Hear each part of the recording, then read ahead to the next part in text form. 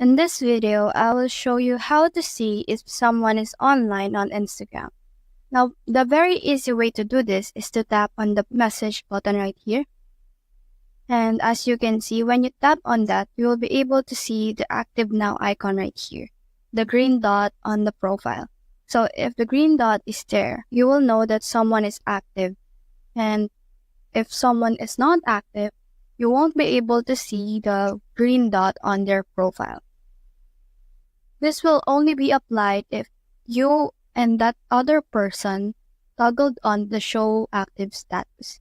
Now, in order for you to toggle on show active status, you just have to go back, click on the profile icon, click on these three lines right here. Now you just have to search for show active status right here, and you just have to make sure that this is toggled on.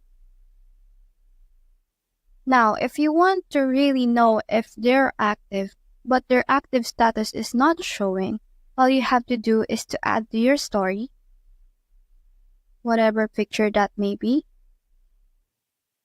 And then you can just share your story or add it to your close friends.